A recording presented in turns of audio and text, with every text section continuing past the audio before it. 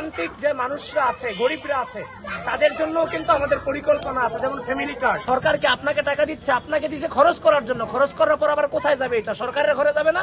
আপনি তো বিদেশি নিয়ে টাকাটা খরচ করতেছেন না। যে কাউকে ভোট দেন সে হবে এমপি, তারেক রহমানকে ভোট দিলে সে হবে প্রধানমন্ত্রী।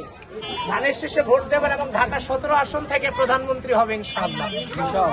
এবং গ্যাস, বিদ্যুৎ, পানি, বিদ্যুৎ আছে, পানি, তারপর হচ্ছে যে ড্রেন সংক্রান্ত সমস্যাও আছে।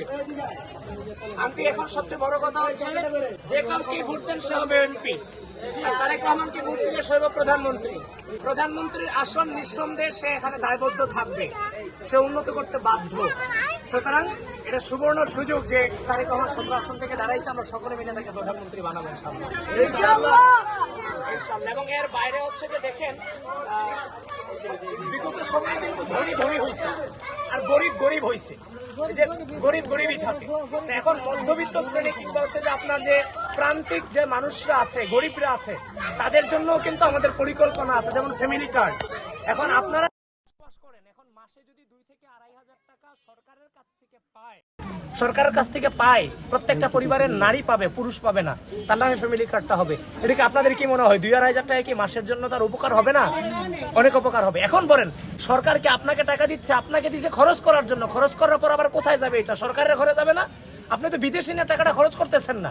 আর সরকার তার সামাজিক নিরাপত্তা খাত আছে, ওইখান থেকে টাকা দিবে, সরকার তো তার পকেট থেকে টাকা দিবে না। এই যে একটা পলিসি নিচে হাতে, এটা কি আপনার এটা বাস্তবায়ন করা জরুরি না?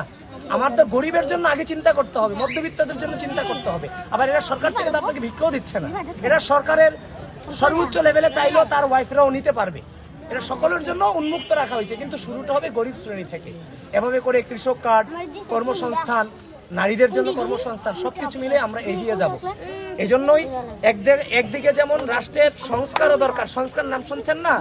সংস্কার তো আমরাও চাই, সংস্কার দরকার। একই সাথে আমাদের জীবনযাত্রার মান উন্নয়নের জন্য পলিসি দরকার।